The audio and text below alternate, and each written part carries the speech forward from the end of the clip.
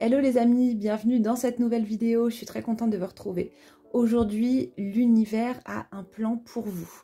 Nous allons regarder un petit peu les énergies qui sont autour de vous en ce moment et qui sont du fait on va dire, d'une forme de conspiration positive de l'univers pour vous, pour votre incarnation, pour votre développement. Alors peut-être que j'aurai quelques blancs dans mes mots parce que comme certainement vous l'avez un petit peu suivi, voilà, j'ai quelques petits problèmes de santé qui font que de temps en temps j'ai un petit peu de difficulté à trouver mes mots, mais on va quand même faire ce tirage et vous avez ici 3 tasses. Je vous ai préparé le bar de café parce que la dernière fois vous avez adoré. J'ai eu plein de super retours, donc ça m'a fait trop plaisir. Et vous avez 3 animaux à choisir. Donc vous avez le loup, le chat noir et vous avez ici le faucon. Donc je vous laisse choisir et on se retrouve tout de suite après ça.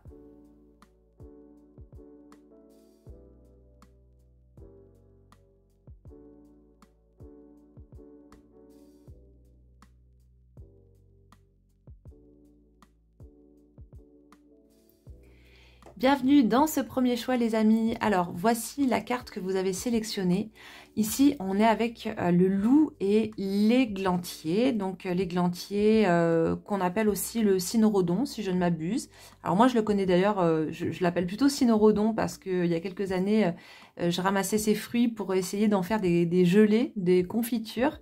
Alors le cynorhodon d'ailleurs c'est un fruit qui est très astringent, qui contient énormément de vitamines et donc ça va être un tonique notamment qui peut être utilisé je crois pour la rate, pour fortifier l'énergie au niveau de la rate. Et justement ici on a le loup qui est un animal psychopompe comme le chien et justement qui apparaît dans les périodes charnières, dans les passages et en fait il nous aide à faire ce passage d'un état à un autre, d'une conscience à une autre. C'est vraiment le loup psychopompe de la tradition égyptienne qu'on va retrouver sous les traits d'Anubis comme je vous disais. Et Anubis, on pourrait dire que son enseignement ce serait d'avoir un pied sur chaque rive du Nil, c'est-à-dire un pied dans le visible, un pied dans l'invisible. Et garder un équilibre entre le visible, l'invisible, entre ces deux royaumes qui font partie finalement, qui sont les deux facettes d'une même pièce et donc de notre réalité. Et quand je parle d'invisible, je ne parle pas forcément des fantômes, des esprits, des défunts, mais je parle aussi de notre propre monde invisible, de ce qui se passe à l'intérieur de nous, dans notre inconscient, à travers le monde des rêves, etc. Et donc le loup ici vient être une sorte de gardien de ce passage que l'on est en train de faire. Donc on va regarder quel est ce passage, puisque le thème de cette vidéo c'est l'univers a un plan pour vous. Et déjà dans un premier temps ce que je pourrais dire ici c'est que le plan déjà c'est de passer ce cap dans lequel vous êtes et c'est d'accéder à cette nouvelle conscience qui est juste derrière, qui est là juste derrière la rive, on pourrait dire. Donc ça va être un tirage, je sens, qui va être assez intéressant. On va mettre la carte de côté. On va regarder dans le mar de café et bien entendu aujourd'hui on va faire d'autres tirages. On va prendre d'autres oracles et tarots pour approfondir un petit peu. Alors qu'est-ce qu'on a ici dans le mar de café? Alors, on a beaucoup de matière au fond de la tasse déjà. Ça n'a pas énormément coulé. Alors, on voit ici, effectivement, il y a tous ces ponts, tous ces traits là. On a toutes ces coulées qui remontent du fond et qui montrent effectivement qu'il y a peut-être plusieurs chemins, plusieurs opportunités qui se présentent à vous ou qui vont se présenter à vous. Et là, la difficulté peut-être pour vous, ça va être justement de faire un choix et de s'engager. Ça me fait beaucoup penser à l'arcane de l'amoureux justement, hein, de réussir à faire un choix par le cœur et à s'engager sur une voie plutôt que sur une autre parce qu'il y a toujours cette impression peut-être de renoncer à quelque chose quand on choisit, mais pourtant ici il y a bien quelque chose qui se présente à vous. Il y a pour moi il y a ici vous voyez je vois une montagne. Qui pourrait être même peut-être un volcan. Mais ici, je vois une montagne, comme s'il y avait quelque chose qui avait besoin d'être gravi, d'être franchi. Et que vous êtes soit au pied de cette montagne, soit vous avez déjà commencé son ascension. Mais ici, je ne sais pas si vous voyez, on n'a pas vraiment le sommet en fait de la montagne. Parce que le sommet de la montagne, il est pas pour tout, c'est pas pour tout de suite. C'est-à-dire que le fond de la tasse, on pourrait dire, va représenter le passé, et plus on remonte vers le bord, plus on s'approche du présent. Et quand le dessin ne se termine pas, et vous voyez, il arrive même pas ici au bord de la tasse, c'est qu'il y a quelque chose qui arrive, qui est en tout cas dans les lignes temporelles. Et justement, en parlant de ces lignes temporelles, on voit bien ici qu'il y a plusieurs lignes, il y a plusieurs lignes de temps. Et c'est comme si votre âme avait du mal à choisir une de ces lignes de temps parce que,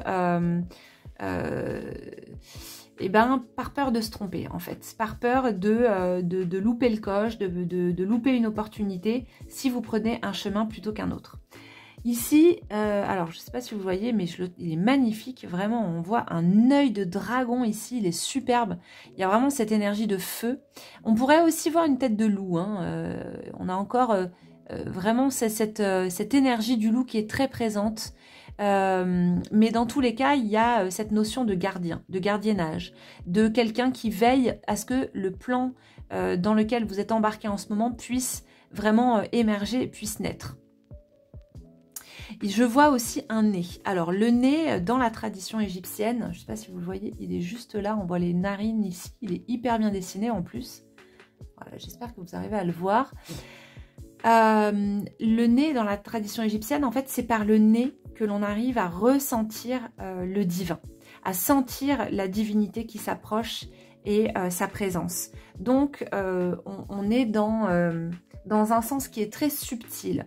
Et je dirais même que le nez dans la tradition égyptienne est relié aussi à l'oreille. Oreille, je ne sais pas si vous voyez, mais que je vois juste à côté, là, juste à côté du nez. On a cette forme d'oreille qui est là et qui représente en fait le fait d'écouter. D'écouter ce qu'il y a à l'intérieur, d'écouter cette petite voix intérieure qui nous guide et qui est là constamment pour nous et avec nous. Alors, ici, j'ai l'impression qu'il y a vraiment les stigmates d'une traversée du désert, donc vraiment d'une épopée intérieure qui a pu être difficile, un petit peu lourde, et qui aujourd'hui porte ses fruits puisqu'elle vous amène en fait dans plusieurs directions. On va dire qu'on a 4 grandes lignes temporelles qui apparaissent ici, et qui vont justement pouvoir vous mener vers le sommet en fait de cette montagne, de quelque chose qu'il y avait à gravir. Donc on va creuser un petit peu plus avec les cartes pour voir qu'est-ce qu'il y a à gravir, quel est ce plan de l'univers pour vous. Mais en tout cas, dans un premier temps, ce que je peux dire ici, c'est que il y a vraiment une élévation de la conscience. Il y a des prises de conscience par rapport à peut-être à plusieurs choses, mais il y a vraiment des prises de conscience. Ici, j'ai un taureau aussi qui apparaît. Je ne sais pas si vous le voyez. Le taureau qui, pour moi, vient aussi redresser quelque chose. Redresser votre pilier de jade, redresser votre intériorité. Comme si le plan aussi pour vous aujourd'hui, et on va regarder ce que disent les cartes après, mais était de vous remettre sur les rails. Et de redresser en fait toute la personne en fait que vous êtes. Comme si vous étiez perdu en chemin à travers justement toutes ces lignes de temps. Vous étiez perdu à un moment donné en chemin. Et ici, ce qui est en train de venir, c'est que justement, c'est de retrouver votre axe intérieur, votre axe personnel. On va regarder un petit peu ce que disent les cartes. Alors, aujourd'hui, j'en ai prévu plusieurs. J'ai changé un peu au niveau des tarots, parce que, bon, j'ai principalement le Noblet, le Dodal, mais ici, j'ai aussi ce tarot qu'on m'a offert. Donc, on va utiliser ce tarot. Et j'ai aussi l'oracle sorcière de la lune qui est là. Voilà, qui est très chouette aussi, que j'aime beaucoup. Et j'ai bien sûr le tarot de Mademoiselle Lenormand et j'ai également mes hiéroglyphes. Donc on va regarder un petit peu au niveau du tarot. Oh là, hop, les cartes elles glissent énormément ces cartes là. Alors on en a déjà une première. Ben, franchement, l'amoureux quoi. Ça c'est pas trop fort les amis, franchement. Voilà, bon, ça conforte bien quand même ce que je vois dans la tasse. Qui a effectivement, alors moi, pour moi, l'arcane de l'amoureux, il y a effectivement la notion de choix qui va être importante, la notion d'amour, etc., hein, de faire un choix. Mais pour moi aussi, il y a la notion de ligne temporelle, dans l'arcane de l'amoureux. C'est pas quelque chose qu'on voit souvent. C'est d'autant plus vrai quand on a par exemple la roue de fortune qui accompagne les amoureux. Mais j'ai remarqué que c'est, enfin l'amoureux, pardon, ici c'est les amoureux, mais parce que c'est l'Oswald, mais quand on est avec l'arcane de l'amoureux, souvent il y a une notion de ligne temporelle. C'est-à-dire qu'il y a un choix qu'il y a à faire, mais de ce choix va découler énormément de choses. Et en fait, on le sait intérieurement, on le pressent. Et on sent que ce choix qu'on va faire va être déterminant pour tout le reste de notre vie parce qu'on change de ligne temporelle. Qu'est-ce qui va vous permettre de comprendre et de voir que vous avez changé de ligne temporelle? Ce sont les synchronicités. Les synchronicités sont extrêmement importantes à ce moment-là. Quand il y a une synchronicité, la synchronicité, c'est pas juste un petit signe. C'est un truc qui vous scotche. Vous êtes bouche bée. Vous êtes simplement, vous hallucinez, quoi. Vous êtes là, non mais c'est un truc de dingue. Quand vous avez cette synchronicité qui va provoquer une sorte de choc dans l'inconscient, j'en parle souvent de ces chocs qui sont, on va dire, comme des chocs, des actes psychomagiques en fait offerts par l'invisible, initiés par l'invisible, donc que ce soit par nos guides, par nos ancêtres, etc. Et donc la synchronicité va venir nous montrer qu'on a changé de ligne temporelle et là, il est en train de se passer quelque chose. On est en train de changer de paradigme. Donc ici, avec l'arcane de l'amoureux, il semblerait qu'effectivement, il y ait bien un choix important qui soit à faire. Ça peut être un choix amoureux, hein, c'est possible, mais pas forcément. On n'est pas tout le temps dans le domaine de l'amour avec l'amoureux. Par contre, on est dans le domaine du choix qui doit être fait avec le cœur. C'est ça la différence. Et ça, dans le tarot de Kemet, je le mets bien parce que sur l'arcane de l'amoureux dans le tarot de Kemet, je ne l'ai pas juste à côté de moi là, mais sinon il faudra le commenter pour mieux le voir. Vous avez en fait la déesse Maat qui est au-dessus dans les nuages à la place de l'ange. Et la déesse Maat, c'est la déesse de l'équilibre, de l'harmonie, de ce qui est juste, de ce qui est bon. Et en fait, pour être relié à Maat, cette reliance, ça se fait par le cœur Ib, qui est ce hiéroglyphe d'une sorte de vase, qui est le réceptacle de nos mémoires, qui correspond à notre cœur émotionnel. Et en fait, ces choix, ce sont des choix qui doivent être faits avec ce centre du cœur, ce centre énergétique, parce que ce sont les choix qui vont être bons pour notre âme et pour ce qu'elle est venue incarner. Et là, en l'occurrence, étant donné qu'on est dans un tirage, l'univers a un plan pour vous, eh bien, oui, le cœur Ib va avoir vraiment son importance. Donc, de rester vraiment centré sur le cœur. Et on a ce loup qui garde, hein, qui est gardien, garant que tout se passe bien et que les lignes temporelles soient respectées. Donc, franchement, pour l'instant, vraiment, on est sur un tirage, on est sur un joli tirage. Mariage. Ah bah écoutez, en tout cas, on a le 10 de coupe là qui sort. Alors bon, c'est pas forcément le mariage, mais en tout cas, il y a effectivement une idée d'union. Là, effectivement, la coupe vient nous montrer qu'on est vraiment dans le domaine de l'émotionnel, qu'on est dans le domaine des sentiments. Donc peut-être l'univers a un plan pour vous. Si vous êtes célibataire, ça peut être une rencontre, une très belle rencontre, une rencontre assez forte, assez puissante, qui quelque part est managée, on va dire, par Inpu, Anubis, hein, dans la traduction égyptienne, parce que vous avez quelque chose à expérimenter au niveau de l'union. On a ici cette union, hein, regardez. Là, la seule différence, c'est qu'ici, il y a des enfants, et là, il n'y en a pas. Et là, il y a un ange. Mais on pourrait dire que l'ange qui descend, en fait, il vient s'incarner dans ces enfants qui nous accompagnent et qui nous font grandir. Donc ici, sur l'arcane de l'amoureux, on a ces deux personnages qui ne sont pas encore collés l'un à l'autre. Et là, ici, dans le 10 de coupe, ils apparaissent collés l'un à l'autre. L'ange est descendu et s'est incarné à travers les enfants. Et ici, on a les coupes à travers ce prisme de l'arc-en-ciel qui apparaît. Donc, il semblerait que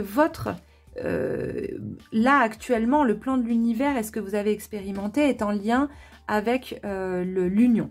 Donc, ça peut être l'union avec un conjoint ou une conjointe. Ça peut être une union par le mariage. Ça peut être une union par une initiation aussi, une initiation spirituelle qui vient vous permettre de retrouver cette union en vous-même avec votre propre polarité opposée. Donc, si vous êtes un homme avec votre anima, votre aspect féminin, et si vous êtes une femme avec votre animus, votre aspect masculin. Mais en tout cas, il y a quelque chose qui est vraiment à ce niveau-là, voilà, oui, l'union, la plénitude, le bonheur, etc., etc. Donc, on va continuer de regarder un petit peu ce qui se passe. Donc, en fait, là, les lignes temporelles dont on parlait tout à l'heure et qui sont proposées, ce choix qui est proposé, encore une fois, il vient nous montrer ici que c'est un choix qui doit être fait en union, en réunion avec votre cœur. Hein, je parle de manière symbolique. Parce que les arcanes du tarot, elles ne sont pas à prendre au pied de la lettre. C'est surtout, voilà, faire des liens, des analogies. Et ici, pour moi, cette union, c'est davantage une union avec soi-même. Et là, ça conforte aussi ce que je pense, c'est que déjà, on est dans une suite numérique. C'est-à-dire qu'on a l'arcane 6 ici et on a l'arcane 7 juste derrière. Donc, on est dans une logique numérique, d'accord? 6, on passe au 7. Donc déjà, il y a vraiment une progression spirituelle. Le plan pour vous de l'univers ici, c'est de vous faire progresser spirituellement sur votre chemin d'individuation. Pour moi, là, c'est vraiment ça. C'est-à-dire que l'union dont on parle ici, qui peut très bien se manifester dans la matière par une union avec quelqu'un ou quelqu'une, hein, peu importe. Mais elle est aussi et avant tout en vous-même. Le chariot, l'arcane du chariot, c'est vraiment, pour moi, c'est vraiment l'arcane, justement, un des arcanes de l'union par excellence. Dans le tarot de Kemet, j'ai mis le symbole du Sematawi. Le Sematawi qui est l'union des deux terres d'Égypte. Oh, c'est quand même dommage que j'ai pas mon tarot juste à côté de moi, là. Je m'épose, je vais le chercher. Vous voyez ici, sur l'arcane du chariot dans le tarot de Kemet, on a ce symbole qui est ici au centre. Ce symbole, c'est le Sematawi, c'est l'union des deux terres d'Égypte, donc de la haute et de la basse Égypte. Mais c'est également, par analogie, l'union intérieure, qu'on va retrouver dans la tradition indienne à travers le terme yoga, qui vient parler d'union aussi. Hein, les Égyptiens avaient une pratique physique qui s'appelait Sematawi, donc qui veut dire union, de même que les Indiens ont une pratique physique qui s'appelle yoga et qui vise à cette union intérieure. Et on a ces deux chevaux qui partent chacun dans une direction opposée. Et donc, il va falloir réunifier, il va falloir canaliser pour que l'un et l'autre puissent aller dans la même direction. Vous voyez, en fait, ça symbolise aussi nos tiraillements intérieurs, la dualité, cette dualité. D'ailleurs, ici, on voit que on a un sphinx qui est blanc et l'autre noir. Donc, il y a vraiment cette idée de dualité intérieure. Et en fait, c'est de ne pas rester dans cette dualité. C'est d'accepter quelque part cette dualité pour ne pas rester figé dans cette dualité. D'accepter que la dualité fait partie de la vie. Et la dualité, elle est très présente ici, hein, à travers l'arcane de l'amoureux, le chariot. Je vous parlais tout à l'heure du loup et d'Anubis, et que son enseignement, je vous ai dit, l'enseignement, on pourrait dire d'Anubis, c'est un pied sur chaque rive du Nil. Un pied dans le visible, un pied dans l'invisible. C'est-à-dire que on vit dans un monde de dualité, l'un et l'autre coexistent, et c'est accepter que cette dualité existe en nous-mêmes. L'ombre et la lumière, ce qu'on peut appeler le bien et le mal, etc. On porte tout en nous. Et donc, visiblement, le plan de l'univers, c'est aussi de vous amener, en fait, comment dire, à cette union ou réunion intérieure que Carl Gustav Jung appelait le processus d'individuation. Donc, le plan pour vous ici, je dirais que ce serait un plan d'individuation. En tout cas, de vous amener progressivement à faire ce travail intérieur, en fait. À aller regarder ce travail intérieur. Et c'est pas du tout étonnant parce qu'on est dans une époque de vie et dans l'histoire où justement, ce sera important qu'on arrive à aller au-delà de ces notions de bien et de mal, et d'aller regarder justement cette dualité en nous-mêmes. Donc, c'est quelque part, j'ai envie de dire, c'est une mission qui est extrêmement importante, qui est importante pour vous, mais qui est importante également pour toute l'humanité. Alors, on va regarder, je vais tirer une carte, parce que j'avais quand même prévu de prendre cet oracle. Donc on va regarder avec Sorcière de la Lune. Mais bon, franchement, là je pense que le tirage, on est déjà sur quelque chose de pas mal, quoi. Ah. Ok. Allez vers l'inconnu, n'ayez pas peur. Voilà. Ben, vous voyez, ces lignes temporelles, où est-ce qu'elles vous emmènent? Elles vous emmènent vers l'inconnu. N'ayez pas peur parce qu'il y a un sens qui est caché derrière tout ça. Tout ce que vous êtes en train de vivre et peut-être en plus que vous avez posé une question au début de ce tirage, c'est possible. Il y a un sens caché à tout ça. Et ce sens, bien entendu, c'est vous ramener déjà avant tout à cette union intérieure en vous-même pour pouvoir incarner pleinement en fait qui vous êtes et votre aspect divin également. Et surtout, là, ce qui va vous être proposé en termes de chemin, de nouvelles voies, allez-y, n'ayez pas peur. C'est vraiment, là c'est vraiment un message, un signe pour vous que ce qui se présente à vous est orchestré par quelque chose de plus grand encore. Vous voyez, il y a vraiment... et n'hésitez pas surtout à vous relier à votre cœur intérieur. Quelle est la voie qui vous inspire le plus? Vers quoi est-ce que vous avez envie d'aller profondément vous-même? Qu'est-ce qui vous appelle? Et surtout, laissez-vous inspirer, laissez-vous guider aussi par le loup, par ce chien. S'il apparaît par exemple pendant vos rêves, si vous voyez par synchronicité un loup ou un chien quelque part, et ben, il peut quand même vous montrer, il peut vous montrer quelque chose. Donc je vous laisse bien observer toutes les images que je vais vous remontrer avant de vous laisser. Mais regardez bien tous ces symboles qui sont sur les cartes parce que il se pourrait qu'il y en ait un qui apparaisse dans la matière et qui viennent justement vous... et qui viennent vous, quelque part vous guider, vous aider à prendre une voie bien particulière.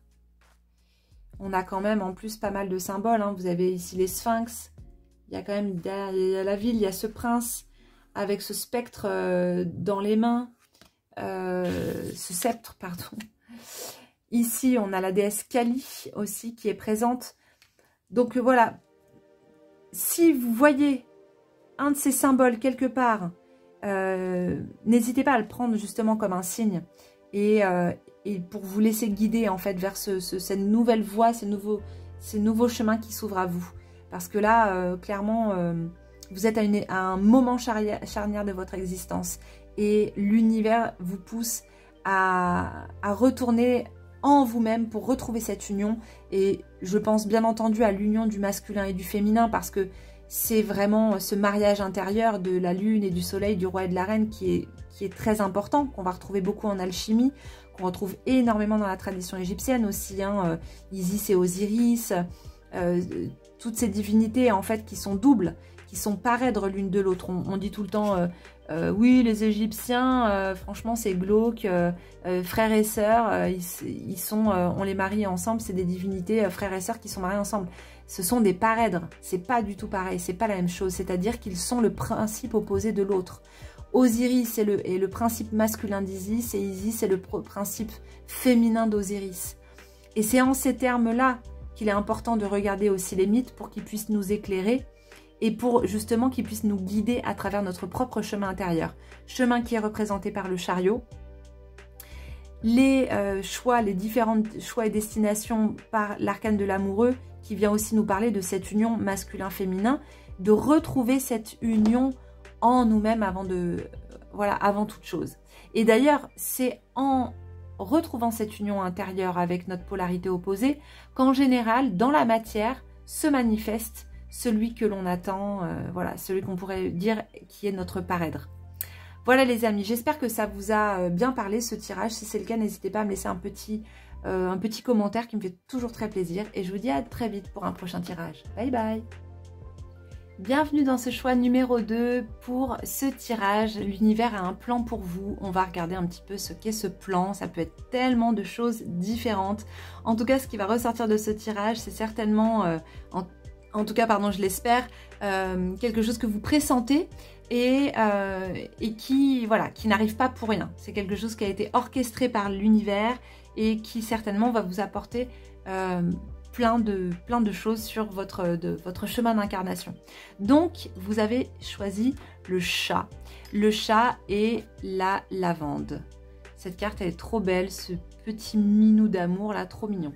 Alors, le chat, dans la tradition égyptienne, on va retrouver la déesse Bastet, qui est une déesse protectrice, alors protectrice du foyer, et qui vient aussi nettoyer les énergies, voilà, les énergies un petit peu obsolètes. Donc il se pourrait que déjà dans un premier temps, le plan de l'univers pour vous pourrait être lié à un nettoyage intérieur, à une sorte de purification intérieure. Et on sait aussi que les chats ont des sens extrêmement développés. C'est-à-dire, en tout cas, ce sens que nous on appelle la médiumnité, qui pour moi passe beaucoup par l'oreille. Les chats ont ce sens qui va être très développé.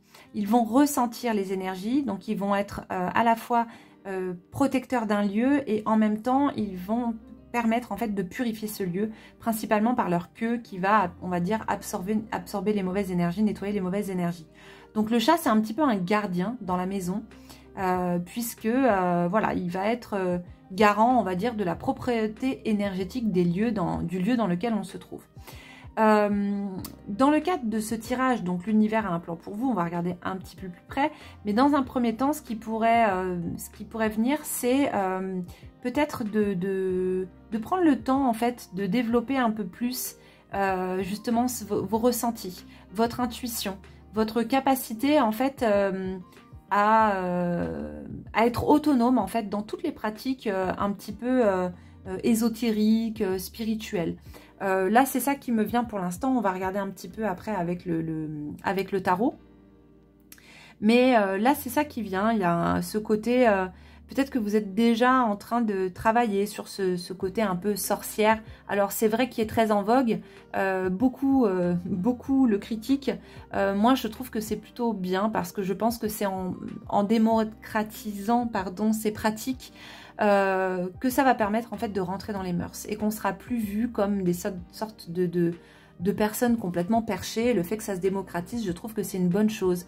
Et je trouve que c'est bien aussi que les jeunes, par exemple, moi je vois, j'ai ma fille qui a presque 17 ans, chez les jeunes aussi, c'est quand même quelque chose qui est très présent et on sent qu'il y a un retour à quelque chose de plus intérieur, à faire confiance davantage au sens. Alors, bien entendu, il y a beaucoup de partages qui sont faits, qui peuvent être un peu maladroits, beaucoup de partages aussi qui sont faits parce que c'est en vogue, parce que c'est à la mode, etc. Mais c'est pas grave, ça fait partie du jeu. C'est une période, et c'est une période dans laquelle, justement, je pense que chaque personne qui développe cette sensibilité a son rôle à jouer, en fait, hein, dans le retour, on va dire, le retour des arts divinatoires, de la spiritualité, le retour à toutes ces pratiques plutôt intuitives et surtout au retour de l'invisible. Moi, c'est surtout ça, en fait, qui est important pour moi, le retour de l'invisible. Alors, l'invisible, vous me direz, il a toujours été là. Simplement, on l'a tellement diabolisé pendant très longtemps. On a des mémoires de sorcières qui ont été persécutées pendant tellement longtemps qu'aujourd'hui c'est devenu quelque chose qui est déjà difficile à assumer, et puis ça coupe en fait les humains de toute une partie en fait d'eux-mêmes, et d'une part d'eux-mêmes qui est pourtant tellement importante, puisque le monde invisible, c'est avant tout notre propre monde invisible, notre monde intérieur. Alors je sais, je me répète, on pourrait dire que la répétition est mère de l'apprentissage, mais c'est surtout que c'est quelque chose qui me tient vraiment à cœur. Le premier monde invisible auquel on peut avoir accès, c'est le nôtre. C'est notre intériorité, c'est notre inconscient, c'est nos rêves. Et après, éventuellement, on peut aller développer au-delà. et développer effectivement, pourquoi pas, la relation avec les défunts. Pour moi, ça rejoint un petit peu le tirage d'avant où je parlais du fait que le dieu Anubis, donc, qui est donc une divinité très importante dans le panthéon égyptien, on pourrait dire que son enseignement, c'est avoir un pied sur chaque rive du Nil, avoir un pied dans l'invisible et avoir un pied dans le visible. Et pour moi, le plan de l'univers, là, c'est peut-être de vous pousser, justement, à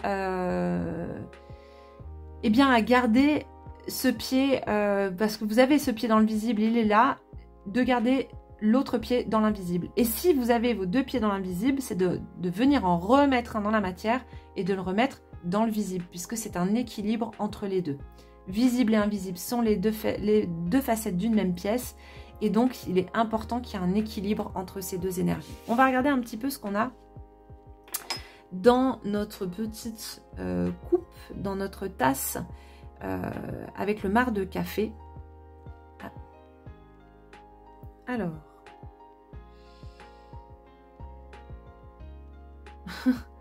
je regarde un petit peu les premières formes que je vois et je vois un petit personnage un petit peu au fond là, un petit personnage un peu anodin. Alors si, alors c'est possible justement, je pense à ça, mais ça pourrait être par exemple, soit que vous êtes enceinte, voilà, physiquement, et donc dans ces cas-là, mais il y a quelque chose un peu de l'ordre de je porte en moi quelque chose, je suis sur le point d'accoucher de quelque chose.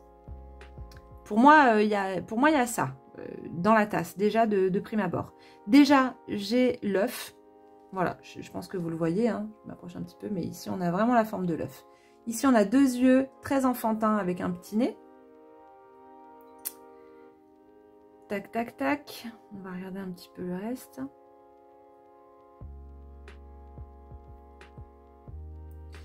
Ouais, il y a quelque chose de très très féminin. Vous voyez, je ne sais pas si vous voyez ces silhouettes avec des seins, des ventres ici, qui s'entremêlent. Je ne sais pas si vous les voyez, mais pour moi, il y a quelque chose de très féminin.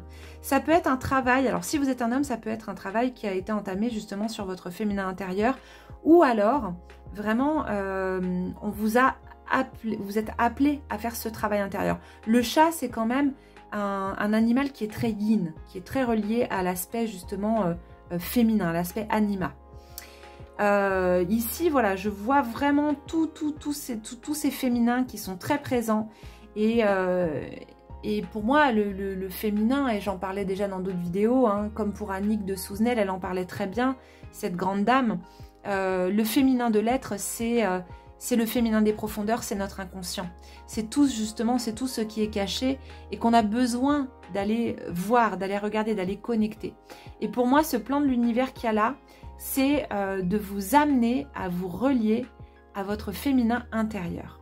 Alors, si vous êtes déjà dans des pratiques de féminin, je n'ai pas tout à fait la même vision, on va dire, du féminin sacré et de ce genre de pratique que la plupart des gens. Déjà, je pense que quand on est une femme, le premier travail qui devrait être à faire, c'est un travail sur notre masculin intérieur.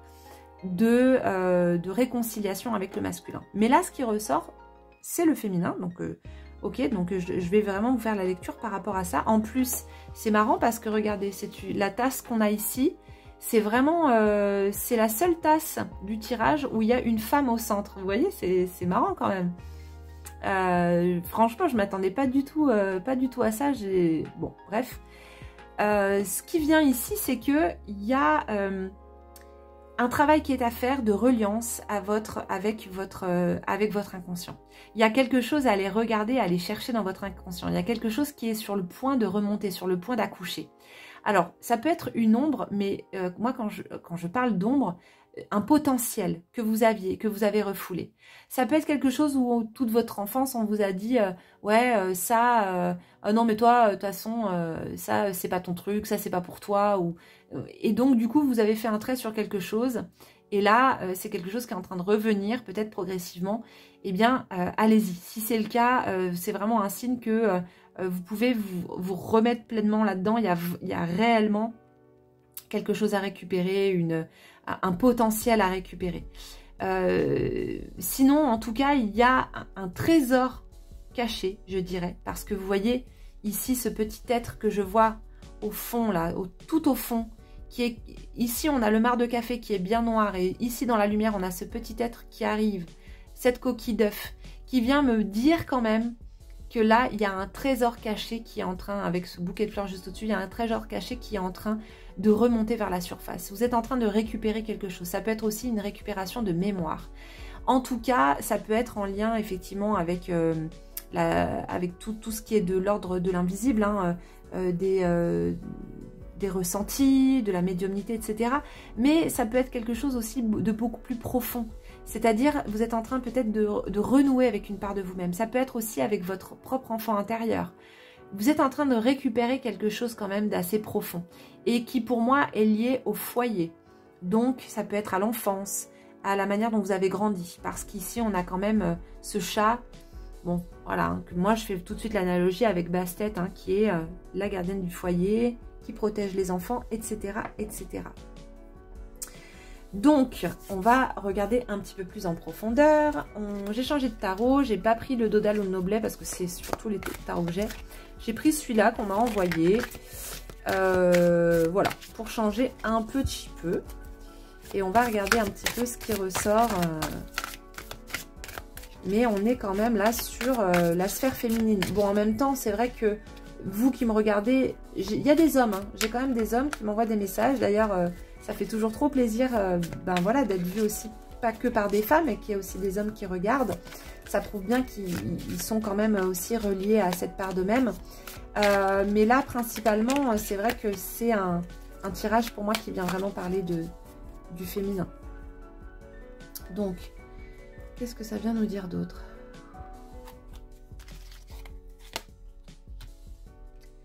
Ah, on a le pendu. Ok. Le pendu qui est aussi très lié ailleurs à la lignée féminine, hein, puisque dans le pendu, on a cet arbre avec lequel on peut faire l'analogie avec l'arbre familial, donc la lignée, le cordon, le pendu qui est suspendu par ce cordon, par un pied dans cette position fétale, et donc qui est relié à la mère par ce cordon. Donc il y a aussi là un lien quand même au féminin, qui est quand même assez présent. Donc on va regarder un petit peu, il y a quelque chose dans le pendu, il y a bien entendu, il y a le lâcher prise, là j'ai la carte résilience qui est sortie, mais bon il y en a plusieurs qui sont, j'ai vu le mot résilience, j'ai même pas eu le temps de voir c'était quelle carte. Oups. Bon, voilà, on a l'empereur, on a tempérance, voilà, on a que des arcanes majeures. On aimerait bien un petit mineur quand même, ce serait pas mal, un petit arcane mineur. Hop, et ben voilà. On a, tac, le 6 de denier. Alors, on va remettre toutes ces petites cartes ici, comme ça. Alors, qu'est-ce qu'on a? Le pendu, l'empereur. L'empereur, lui, qui va être plutôt sur l'aspect masculin, hein, sur la stabilité, sur la structure, tout ce qui nous permet justement de nous structurer et de faire naître en fait dans la matière. Donc c'est important que son énergie elle soit présente parce que pour pouvoir accoucher, comme je vous disais tout à l'heure, de cet être qui est encore rattaché à ce cordon, on va avoir besoin de cette énergie du père, on pourrait dire, hein, parce que pour qu'il y ait une naissance, il faut qu'il y ait l'énergie de la mère, il faut également l'énergie du père. Donc là, on est bon, il y a quelque chose qui est en gestation. Et qui est prêt à être mis au monde. D'accord? Juste derrière, on a cet arcane de tempérance.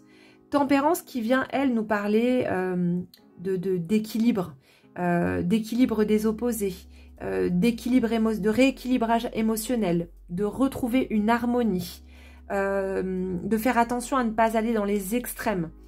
Il y a une idée de guérison à travers tempérance. C'est vraiment un arcane de guérison.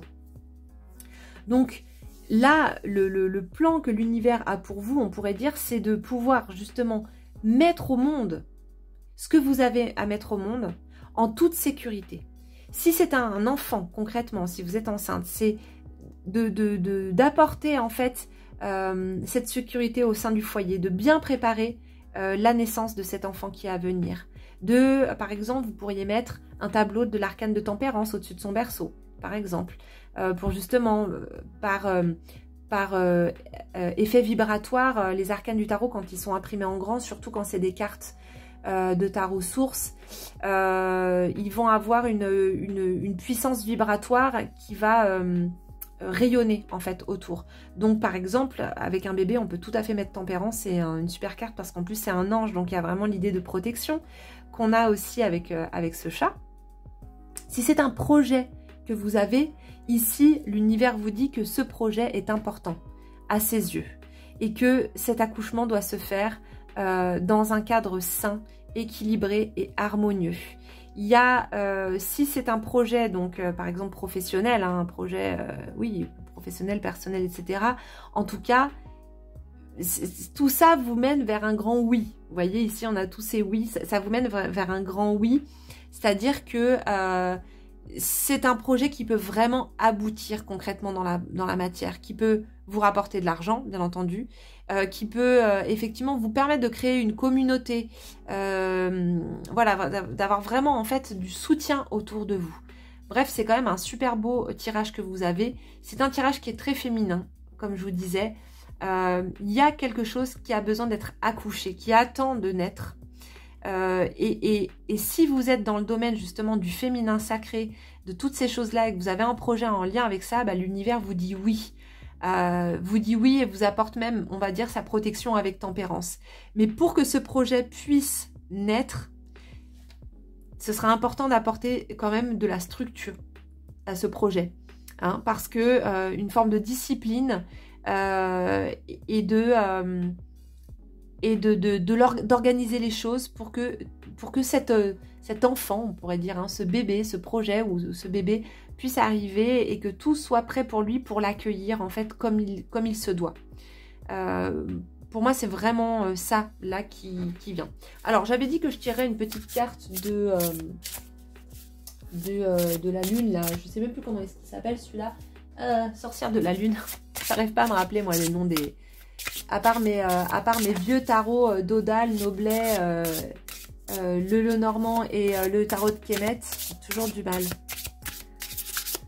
Alors, surtout en ce moment où j'ai mon cerveau qui me fait des petits... qui me joue des tours, on va dire. Alors, initier un cercle de femmes. Des limites saines sont essentielles à la croissance. C'est marrant. Vous voyez, bah voilà, les limites saines, le cadre sain pour pouvoir apporter ce lieu qui va permettre cette naissance. C'est super important. Ici, on a ce cercle. Vous voyez, c'est cet œuf qui permet justement cette naissance, d'accoucher à quelque chose. Donc, si vous êtes dans l'idée d'initier des cercles de femmes, bien entendu, bon bah là, vous avez votre réponse très concrètement. D'ailleurs, n'hésitez pas à me mettre un petit message si c'est le cas, ça me fera trop plaisir. Mais en tout cas, ici, ce qu'on vous dit, des limites saines sont essentielles à la croissance. Et la croissance, qu'est-ce que c'est si ce n'est de faire grandir un enfant, un bébé, un projet. Et pour moi, ici, il est vraiment question de ça. Donc voilà les amis, pour ce tirage numéro 2, j'espère que ça vous a parlé. J'espère que ça pourra vous apporter un éclairage en fait, hein, par rapport à ce que vous êtes en train de vivre. Et puis, bah, écoutez, je vous dis à très vite pour un autre tirage. Bye bye! Hello les amis, bienvenue dans ce tirage numéro 3. Alors ici, on a le faucon et le chardon. C'est la carte que vous avez choisie.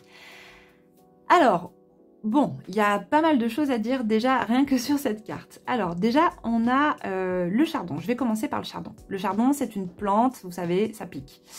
Hein, donc ici, il semblerait qu'on soit, et on va surtout faire le lien par rapport à ce tirage qui est donc l'univers a un plan pour vous. Il semblerait que les épreuves de la vie que vous avez, que vous vivez, que vous avez vécu, toutes ces épines, tout ce qui pique, tout ce qui a pu nous blesser. Ici, avec le faucon, qui est donc, on va dire, une émanation du dieu Horus, nous demande en fait de prendre de la hauteur et d'essayer d'adopter un autre regard sur ce que l'on a vécu. D'adopter un autre regard sur ses blessures. Non pas pour les minimiser, absolument pas. Simplement pour pour mieux les vivre, on va dire. Parce que c'est vrai que la vie est faite de dualité, la vie est faite bien entendu de souffrance. Ça, on ne peut pas le nier. Et souvent, la spiritualité devient un refuge en se disant que si je me tourne vers la spiritualité, je n'aurai plus d'épreuves à vivre, en fait. Étant donné que je vais être spirituelle ou je vais être dans les bras de Dieu, je n'aurai plus d'épreuves à vivre. C'est pas le cas. Si on regarde un petit peu, par exemple, ne serait-ce que le livre de Job, Job subit les plus terribles épreuves qu'un homme peut subir et reste toujours relié à Dieu. Et à sa spiritualité intérieure. Non, ici, ce qui est proposé, c'est plutôt en fait de changer de regard sur ce que l'on vit. Et il y a quelque chose de l'ordre de la résilience ici. Alors, Horus, c'est ce dieu faucon de la tradition égyptienne qui est celui qu'on dit, on dit c'est celui qui vient de loin. C'est un souffle lointain, c'est une énergie très lointaine qui, pour s'incarner dans le corps, a besoin justement de passer par ces épreuves. Il va se faire arracher les yeux par son oncle Seth. Et c'est le dieu Thoth qui va lui remettre un nouvel œil, l'Ujat, l'œil d'Horus. Hop, je l'ai juste là sur le petit dé. Ce petit œil d'Horus qui va lui permettre, en fait, c'est cet œil de la conscience, qui permet de voir les choses, en fait, sous un autre jour, sous un autre aspect. Et vraiment d'avoir un retournement de regard sur une situation, sur quelque chose que l'on a pu vivre, ou peut-être sur quelque chose que vous êtes en train de vivre actuellement. En tout cas, ici, ce que je peux ressentir, c'est que l'univers a un plan pour vous. Ce plan, je dirais que c'est vous faire adopter un autre regard sur quelque chose. Cette chose, je ne sais pas ce que c'est, on va creuser un petit peu, on va essayer d'en savoir un petit peu plus. Peut-être que vous avez déjà une idée, mais on va essayer de regarder. On va regarder déjà dans le marc de café. Alors, il y a beaucoup de matière au fond quand même. Ah, c'est marrant, ici on a un personnage qui arrive... Bon. Alors, je ne sais pas si vous voyez, mais on a justement comme des ailes de faucon là, qui sont vraiment vers l'extérieur, avec la tête là qui part comme ça vers le haut. On a comme un... Je dirais même presque comme une entité ici, avec les cornes de chaque côté. Ça me fait penser à... c'est quoi? C'est dans Blanche-Neige, avec Angelina Jolie d'ailleurs, qui joue la reine, avec ses cornes en fait sur les côtés, cette grande robe qu'elle porte, etc. Ça me fait penser à ça, il y a plein de fantômes à l'intérieur. Et justement, ce personnage dans Blanche-Neige et 7 nains, ce personnage de la reine, en fait, c'est qu'elle a une épine. Et je vous parlais d'épine tout à l'heure, avec le chardon. Elle a une épine plantée quelque part et qui lui fait terriblement mal, c'est cette blessure, et qu'on va retrouver aussi dans Kirikou. J'adore ce conte, ce dessin animé Kirikou qui est tellement trop mignon. Et cette sorcière, justement, qui porte cette épine et qui, quelque part, en fait, va lui faire regarder la vie sous un prisme, sous le prisme, en fait, de cette blessure. Et à partir du moment où on l'extrait, elle va pouvoir voir les choses vraiment complètement différemment. Alors, je ne sais pas si pour l'instant, ça vous parle déjà, hein, mais il y a beaucoup de matière au fond de la tasse. Il y a un bond d'os qui commence à remonter comme un petit feu follet, tout doucement. On a ici aussi différentes lignes là, qui remontent comme des lignes temporelles, qui remontent vers la surface et qui vont vous proposer justement, je pense à un moment donné, de prendre une voie plutôt qu'une autre. Bon, on va regarder un peu plus dans les cartes, mais déjà, voilà, j'ai ce personnage qui apparaît qui vraiment, moi, je sais pas si vous voyez bien, hein, mais fait quand même vachement penser au personnage de la reine dans Blanche-Neige avec ses cornes. Hein. Bon, du coup, ça m'évoque ça, les épines, tout ça, et on va regarder un petit peu ce qu'on a à travers le tarot. Alors là, j'ai pris un autre tarot pour changer un petit peu, hein, pour changer du dodal et du noblet. J'ai pris ce tarot qu'on m'a envoyé. Hop, et ma foi, on a fait quelques tirages déjà. Il est pas si mal. Il est pas si mal. Alors là, j'en ai plein qui se sont retournés d'un coup. On va les remettre, tac, dans le paquet parce que il y en a 3. Hein. Bon, je vais quand même les garder sur le côté parce que elles sont quand même Ouais, il y en a carrément, il y en a 4.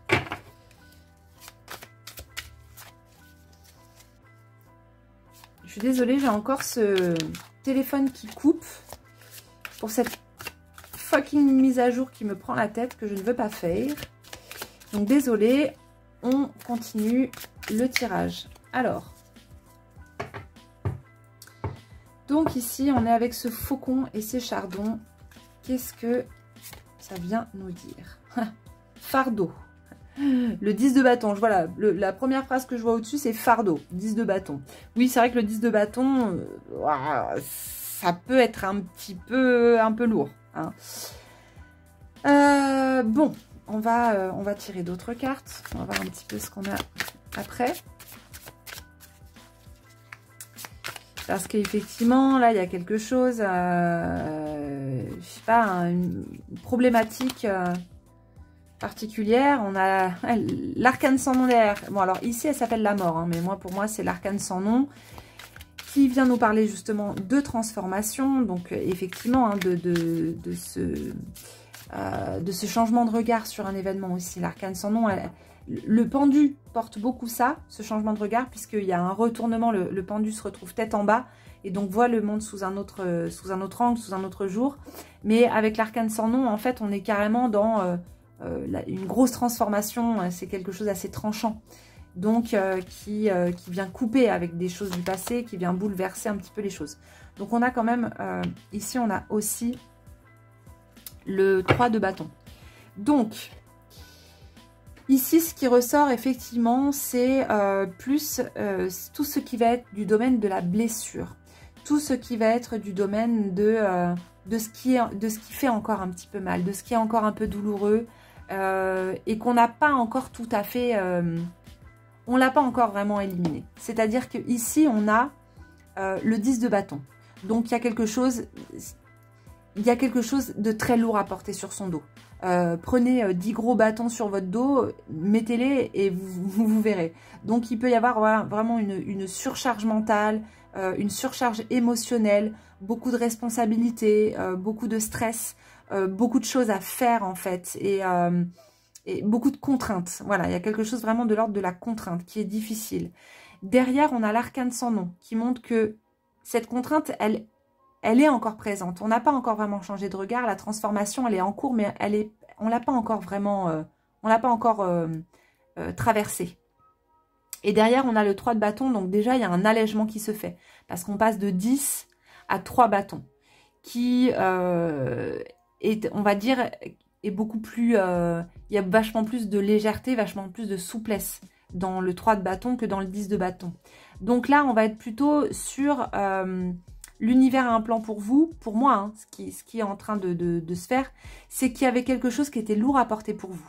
Il y avait, alors ça peut être on n'est pas dans le domaine des couples, mais de manière plus générale, ça peut quand même être quelque chose d'émotionnel, voilà, ou ça peut être aussi un projet, quelque chose qui était trop lourd pour vous à porter, et que là, en fait, vous êtes en train de faire ce qu'il faut pour que les choses, elles puissent justement changer, pour pouvoir vous alléger.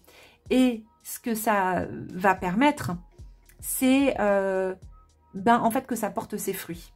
C'est-à-dire que tout ce que vous avez fait de difficile avant, tout ce que vous avez pu traverser, va porter ses fruits à un moment donné. Et je pense qu'il y a une blessure qui va s'apaiser. Il y a comme quelque chose qui va cicatriser, en fait. On voit qu'il y a... C'est vraiment comme une posture de résilience. Vous voyez ici, le 3 de bâton, il regarde l'horizon, les bâtons sont plantés dans la terre, donc il y a quelque chose qui est concret, qui peut commencer à germer. On voit toutes ces petites pousses qui germent en fait sur les bâtons. Il regarde vers l'horizon, donc il y a quelque chose qui se pose. Alors, avec le 3 de bâton, ça peut être... un projet effectivement qui voit le jour et qui, enfin, vous pouvez goûter un petit peu au succès. Vous pouvez commencer à récolter des fruits. Mais dans le cadre de ce tirage par rapport au faucon, au russe, par rapport au chardon, par rapport à une blessure intérieure, pour moi, ce qui ressort surtout, c'est qu'en fait, vous êtes dans un processus de résilience. Et l'univers vous amène à traverser cette résilience et va vous amener à une grande transformation intérieure pour pouvoir arriver à cet allègement de votre conscience, à cet allègement dans votre vie en fait, hein, qui va vous permettre de récolter un petit peu les fruits de tout ce que vous avez pu semer auparavant. Donc on va dire que le message de l'univers et ce que là il vient vous apporter, c'est ok, tu as travaillé et tu vas pouvoir récolter les fruits de ton travail. T'en as chié, t'en as bavé, t'as morflé, mais l'arcane sans nom, elle vient faire un reset, elle vient nettoyer, elle vient quelque part, assainir la terre quelque part pour pouvoir repartir sur de nouvelles bases. Donc il y a vraiment un mouvement de purge qui est en train de se faire. Pour moi, c'est ça. D'ailleurs, on a quand même de l'eau, on a quand même pas mal d'eau dans la coupelle, même s'il y a encore beaucoup de matière au fond.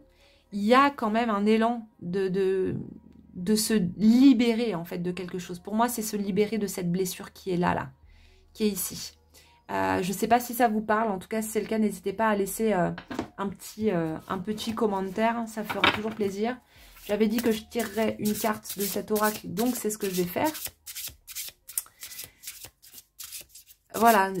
Sachez en tout cas que par rapport à ce tirage, l'univers ne vous abandonne pas, l'univers vous voit et le plan qui est là, c'est que cette traversée puisse se faire dans les meilleures conditions possibles, ce nettoyage qui est en train de se faire dans les meilleures conditions possibles et surtout pour que vous puissiez derrière avoir des bénéfices concrets à tout ce que vous avez traversé. Pour moi c'est vraiment ça qui ressort et qui certainement est lié aussi à une blessure que vous portez. Transformation, voilà, lâchez prise, faites de la place et voyez grand. Ben voilà, on est vraiment dans ce truc de transformation, les ailes du papillon, et je me demande si derrière, et regardez, juste derrière, vous avez la carte confiance. L'univers vous réserve de grands projets. Ah ben voilà. Alors, Imhotep, comme on dit chez moi, Imhotep. Donc vous voyez, c'est ça, voilà, transformation, l'univers est en train de vous aider pour cette transformation et vous allez récolter les fruits. Faites de la place et voyez grand. Voilà, peut-être que c'est un succès qui vous attend en fait juste derrière. Hein. Mais en tout cas, pour moi, cette transformation, elle part de cette blessure, de cette épine qui est plantée quelque part et qui, comme pour la reine dans Blanche-Neige, comme dans la reine dans Kirikou, va être extraite par cet arcane 13 et va vous permettre justement de récolter des fruits après tout ce que vous avez traversé. Pour moi, voilà, je l'explique comme ça. Je ne sais pas si ça vous parle. Si c'est le cas, n'hésitez pas à me laisser un petit commentaire qui me fait toujours très plaisir. C'est un joli tirage, mais c'était des jolis tirages aujourd'hui. J'ai trouvé que c'était assez beau. Et j'espère que ça vous a plu, les amis. N'hésitez pas à vous abonner à ma chaîne YouTube. Je suis aussi très présente sur Instagram. Et vous pourrez d'ailleurs suivre mon voyage en Égypte sur mon compte. Et je vous dis à très bientôt pour une nouvelle vidéo. Bye bye!